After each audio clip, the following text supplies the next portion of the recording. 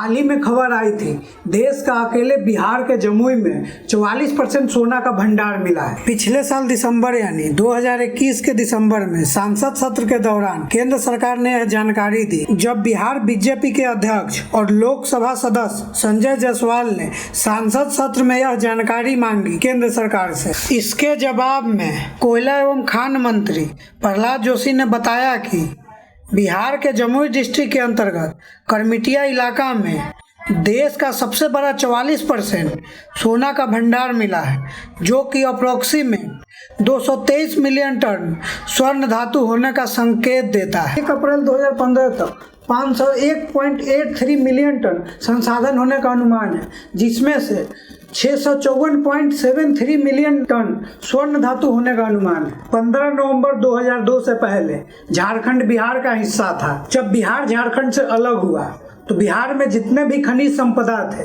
उसका ज़्यादातर हिस्सा झारखंड में चला गया और बिहार में खनिज संपदा के नाम पर सिर्फ रेत और बालू बचा। एक तो पहले से ही बिहार में गरीबी, अशिक्षा, भुखमरी थी और झारखंड के अलग होने के बाद ये और बढ़ गई, क्योंकि बिहार में जो भी प्राकृतिक संसाधन थे उससे सरकार को बहुत ही मोटा कमाई होता है और साथ में वहाँ पे रह रहे लोगों के लिए बहुत ही डेवलपमेंट का काम होता है, जिससे वहाँ का इंफ्रास्ट्रक्चर अच्छा होता है और उस राज्य का अर्थव्यवस्था भी अच्छी होती है। जब देश या राज्य में कोई भी प्राकृतिक संसाधन मिलता है तो कौन कौन सा प्रोसेस होता है और कौन कौन सा विभाग इसका पता लगाती है, इन सब के बारे में डिटेल चर्चा करेंगे।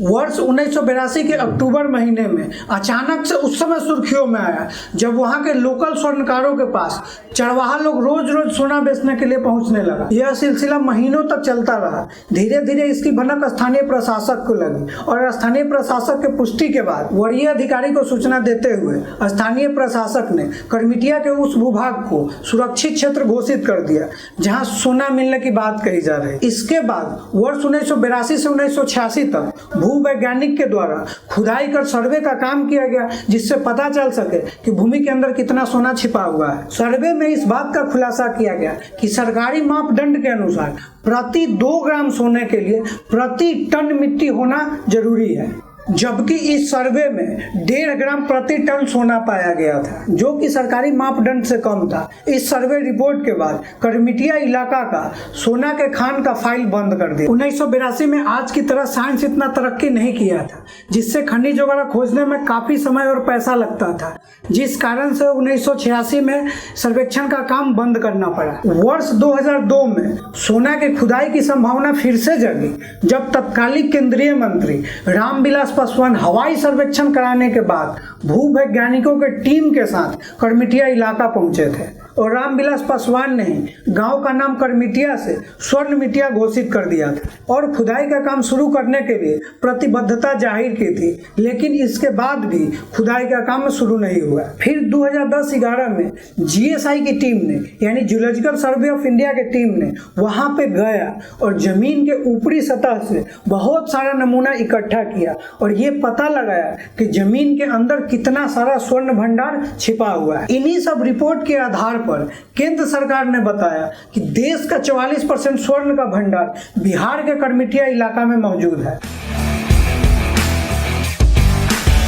इस तरह का काम देश में 2 संस्थाएं मिलकर करती है। पहला जीएसआई यानी जूलॉजिकल सर्वे ऑफ इंडिया, इसकी स्थापना 1851 ईस्वी में की गई थी, जो एक भारत सरकार का संगठन है। इसका प्रमुख कार्य राष्ट्रीय भूवैज्ञानिक डेटा, खनिज संसाधन मूल्यांकन, हवाई और समुद्री सर्वेक्षण और इससे जुड़ी सारी जानकारी अपडेट करना है। इसमें जो सर्वे का काम है वो एएसआई और जीएसआई की टीमें मिलकर करती है। ASI archaeological survey of India देश के लिए सांस्कृतिक और ऐतिहासिक स्मारकों के लिए काम करती है।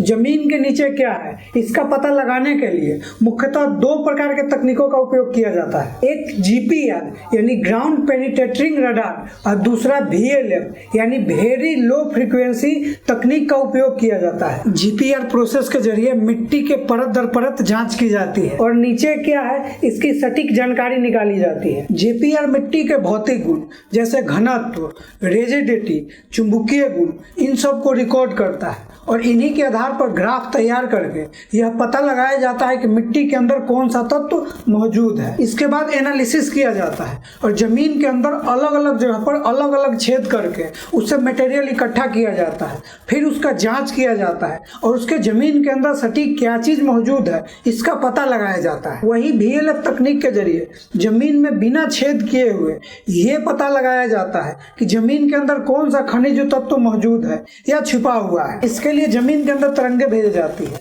और ये तरंगे एक बार टकराने के बाद VLF रिसीव करता है और उस वस्तु के चारों ओर इलेक्ट्रोमैग्नेटिक फील्ड बनाता है और उस खास मेटल से टकराकर एक गूंज पैदा करता है, जिससे यह पता लगाया जाता है कि आखिरकार जमीन के नीचे कौन सा तत्व या खनिज संपदा मौजूद है।